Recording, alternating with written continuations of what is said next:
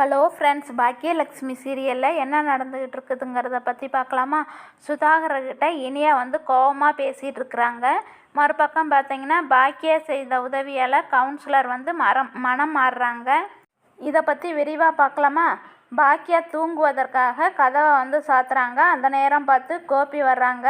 தப்பாக நினச்சிக்காத பாக்கியா, டைம் ஆயிடுச்சு. இருந்தாலும் அம்மாக்கிட்ட கொஞ்சம் கோபமாக பேசிட்டேன். அவங்க தூங்கியிருக்க மாட்டாங்க, என் மேலே கோபமாக இருப்பாங்க. அவங்கக்கிட்ட பேசிட்டு போயிடுறேன் கொஞ்சம் அப்படின்னு சொல்லி பாக்கியா கிட்ட கேட்குறாங்க. பாக்கியாவும் அதுக்கு சம்மதிக்கிறாங்க. கோபி ஈஸ்வரியோட ரூம் கதவை வெளியில் நின்று தட்டிகிட்டு இருக்காங்க. நீங்கள் தூங்கியிருக்க மாட்டேங்க அம்மா, எனக்கு தெரியும். என்னை மன்னிச்சிடுங்க. நான் உங்ககிட்ட கோபமாக பேசிட்டேன் அப்படின்னு சொல்லி எவ்வளவோ கெஞ்சி பார்க்குறாங்க. ஆனால் ஈஸ்வரி முழிச்சுக்கிட்டே இருந்தாலும் கதவை திறக்காமல் இருக்காங்க. ஒரு கட்டத்துக்கு மேலே கோபி பேசிக்கிட்டே இருக்க ஈஸ்வரி பாக்கியாவை கூப்பிட்டு, நீ அங்கே தானே இருக்கா, முதல்ல அவனை போக சொல்லு, அவங்கிட்ட நான் பேச விரும்பலை அப்படின்னு சொல்கிறாங்க. கோபிக்கும் வேறு வழி இல்லாமல் அதை கேட்டுட்டு போயிடுறாங்க. பாக்கியா ராமமூர்த்தியோட, அதாவது பாக்கியாவோட மாமனார் போட்டோவை பார்த்து நடந்ததையெல்லாம் நினச்சி பார்த்துக்கிட்டு இருக்காங்க. உடனே ஈஸ்வரி போயிட்டானா, நாளைக்கு வர்றேன்னு சொல்லியிருக்கானா, அவன் வந்தால் கூட நாளைக்கு நான் பேச மாட்டேன் அப்படின்னு சொல்லிடு அப்படின்னு சொல்லிட்டு போகிறாங்க.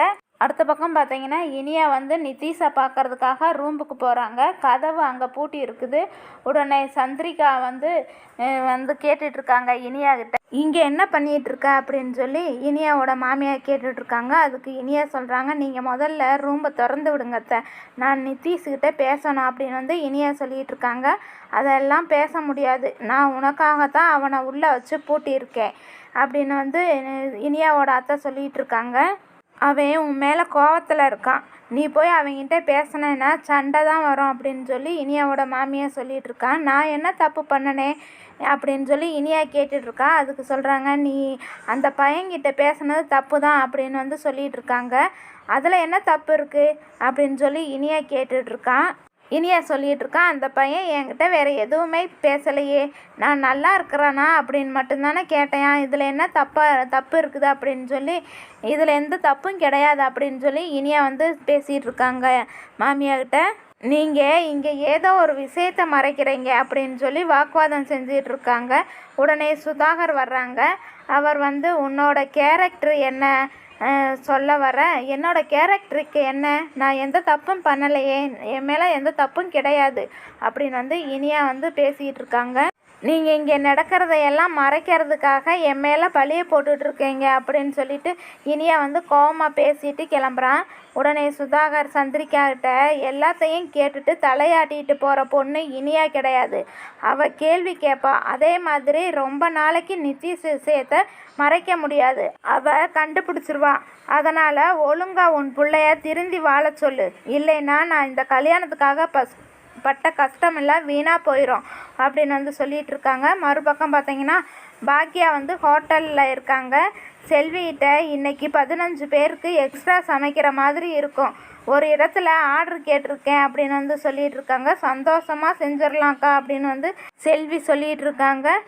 பிறகு பாக்கியாவும் செல்வியும் பேசிகிட்டு இருக்காங்க. அந்த நேரத்தில் இனியா பாக்கியாவுக்கு ஃபோன் பண்ணுறாங்க. இனியா வாய்ஸ் ஏன் டல்லாக இருக்குது அப்படின்னு சொல்லி பாக்கியா கேட்டுட்ருக்காங்க. அதுக்கு இனியா அதெல்லாம் ஒன்றும் இல்லைம்மா, ஆஃபீஸில் ஒரு ப்ராஜெக்ட் கொடுத்துருக்காங்க, அதை பற்றி யோசிச்சுட்ருக்கேன் அதான் அப்படின்னு சொல்லி சமாளிச்சுட்ருக்காங்க.